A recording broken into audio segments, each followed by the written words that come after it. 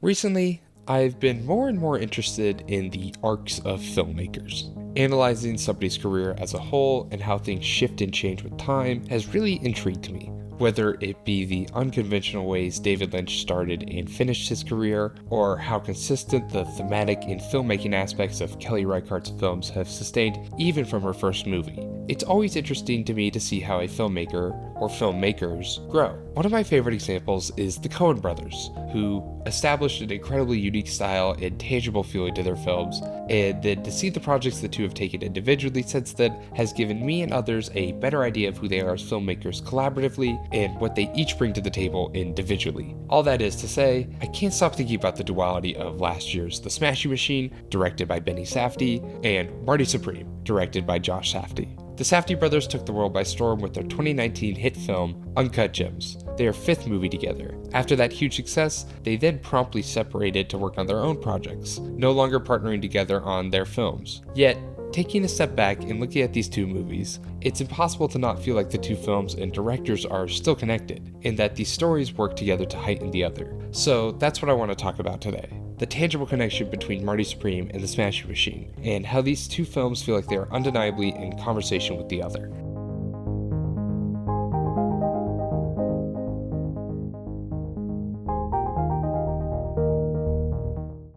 On the surface, the connection between these stories is clear. The Safdies have always had an interest in sports, and sports have always felt like a key part of their movies for a long time. One of their early films was centered around the basketball prospect Lenny Cook, and Uncut Gems not only featured NBA legend Kevin Garnett in a large role, but also the main plot of the film revolves around sports betting and watching the games. The athlete's journey has always felt like something the two were interested in, and that's apparent. The fictional story of Marty Mauser attempting to make himself the name people think of when discussing table tennis, or the complicated real legacy of Mark Kerr, like I said, simply put, are stories about athletes. But these are also about athletes at an inflection point, not only in their careers, but in their lives too. The Smashing Machine begins in 1997 and cuts between footage of Mark fighting and winning a UFC tournament, as well as him being interviewed, discussing his experiences in the ring and his technique. Keep in mind that in 1997, UFC wasn't the huge phenomenon we know it to be today. The sport was just in its infancy, and its huge boom wouldn't come until the mid to late 2000s. The film doesn't let you know then, but Mark's biggest victory occurs in the first 10 minutes of the movie. Mark Kerr was one of the athletes to help the UFC get started, but he wasn't around for the success. Something the film will continue to explore, but Mark's early victory is the only real fighting success he has for the entire runtime. Compare this to Marty Supreme, which also opens with Marty competing. Marty secures the funding to leave by sticking up his co-worker for the $700 he's owed. Marty heads off to London, convinced that he could be one of the first ping pong superstars, where he then defeats good friend and ping pong champion Bela Kletsky in a match, before losing in the finals to Koto Endo. Despite the defeat, Marty is convinced he'll be back and that with his next opportunity, he'll prove that he is the best. Much like The Smashing Machine though, the film doesn't tip us off then, but this is the peak of Marty's table tennis career, and he'll spend the rest of the film clawing and scratching to get back to that point. Both Marty and Mark are at the inflection point of their sports and careers. While ping pong didn't blow up in the way Marty was hoping or anticipating, this was the moment. If the sport was to boom, now was the time. And Marty is very aware of this. He's terrified of missing that train, so much so that he ruins his life and the lives of those around him in a desperate effort to make it happen. Marty wants it so bad and is so self-assured that he won't take a moment to consider the reality of the situation or what's at stake. Compare this to Mark, who's also right at the moment where UFC might boom, and throughout the film, Mark has to accept that stepping away is what's best for him and his wife. Whether it be his battle with addiction, Dawn's personal struggles, their marital struggles, Mark's life takes away his opportunity. Both these athletes believe they can see the sunrise on the other side of the hill, that they are nearly there and success and recognition is right there as well. But both eventually come to terms with the fact that that success, if it does happen, has to happen without them. Mark accepts this willingly. Even if he continues to fight, Mark seems more at peace with the reality that this world will thrive without him. Marty doesn't accept this until the very end. After defeating Endo in a match that only mattered for his own personal stakes, he learned right before it that there was no chance for him to compete in the tournament again, and his career wasn't coming back. You can easily argue that he has two major realization points for this. First, when he defeats Endo, Marty has reached another apex, but it's so much further down from where he started, at least from a professional table tennis perspective.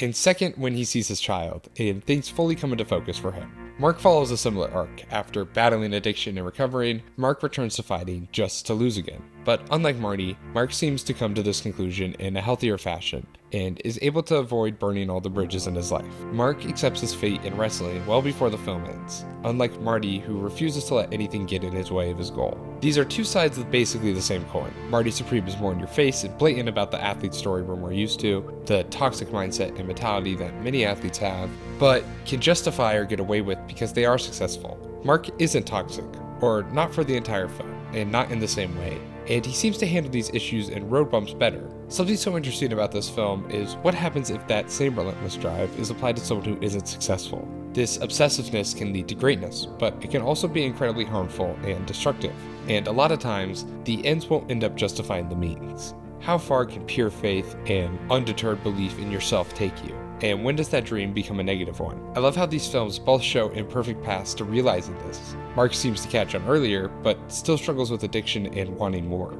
A major driving motivation for both Marty and Mark is the allure of success, or the supposed prize for climbing to the top. Like I mentioned, they are both driven by the fact that the supposed glory days of their sport are around the corner, and they believe they can be the best. That belief strains Mark throughout the film. He slowly accepts that he can't be a fighter, that his chances passed him by, but Marty is driven by his faith in this dream, his blind optimism that he'll be rewarded for the assumed hours of work and years of dreaming for this moment. We see this entitlement all over Marty and how he acts. Marty doesn't just dream of being the best, he feels entitled to it, and he's offended that anyone would act otherwise. The power of belief sustains them both. They are both compelled by it, and to an extent that is a beautiful and powerful thing. But I think we see two sides of this coin here. Mark's belief is mostly futile. The movie begins after it's too late for him already, where Marty is just on the cusp. It's easy for the audience to fall for the same allure Marty does, and to hope that, by some odds, he'll walk out the other side of this successful, and the damage he's done along the way will be worth it. But it isn't, mostly, and Marty ends the film fiscally and career-wise unsuccessful in the ways he initially hoped to be. Marty tears apart his life, and we watch him do it, cheering along for so much of it because we too feel the surge of adrenaline and excitement that comes with the prospect of making it against all the odds. It's much more energetic and propulsive than the Smashing Machine, which has a much more somber and reflective view of those same aspirations. Because like I've said, we meet Mark almost firmly on the other side of that dream. I touched on it in my last point, but this is two movies about somebody whose greatest victory comes at the beginning of the film, and the rest of the movie is about their growth or lack thereof, in the personal sense. The tournament that Mark wins at the beginning of the Smashing Machine is basically the apex of his career. Even if he may have won a more impressive match or higher honors, throughout the film, he doesn't reach this point ever again. Marty Supreme is much of the same. Even if he loses to Endo, this is the closest he gets to winning a national championship. Both these athletes never reach the mountaintop, but both grow more arguably because of that failure. These characters don't overtly learn from matches or victories, but from what failure forces them to face. These are not movies interested in fully valorizing our characters, or giving them entirely satisfying moments or victories. I really love that the final match of Marty Supreme is almost entirely pointless in the sense of furthering Marty's tennis career, as Marty's win is nearly an entirely internal one. Even in front of this entire crowd, this win only matters for Marty. Mark loses his final match we see on screen, but we watch him come to peace with this, and by the end of the film, Mark seems to be, in presentation at least, a healed man heading down a better path. A key theme of both these films is discussing masculinity, how it manifests, what it looks like, and the effect it has on those around them. The Safdies are not strangers to toxic masculinity. If you've seen their last two feature films together, Uncut Gems and Good Time, it's clear these films are discussing masculinity. How men disregard others and their need to be the provider or because they believe their way is best and won't be told otherwise. This same toxic masculinity is immediately present in Marty Supreme. Marty disregards what almost everyone around him says unless it works for his gain or feeds into his narrative.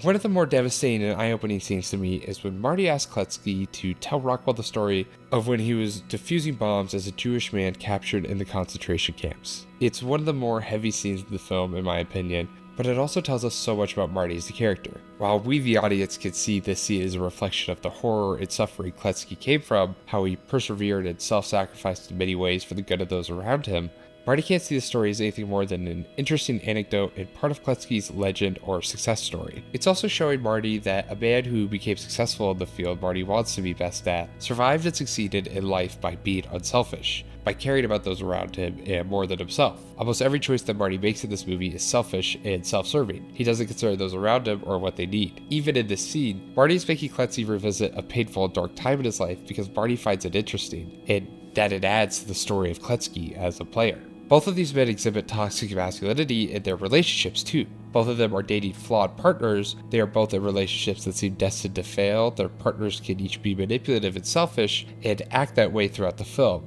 But it isn't to show how these men are justified or as a hurdle in their life, but rather it shows how they try and justify their own actions, that they aren't the toxic or crazy ones. Mark is better than Marty and shows more moments of genuine care throughout the film, while Marty actively disregards and disrespects Rachel nearly every time they encounter each other from the second act and on. Yet Mark is still cruel as well. He's still manipulative, and we watch him shy away from Dawn for no reason. Both of these men are as destructive and selfish as we witness their partners be at times, and both struggle to realize this, at least fully.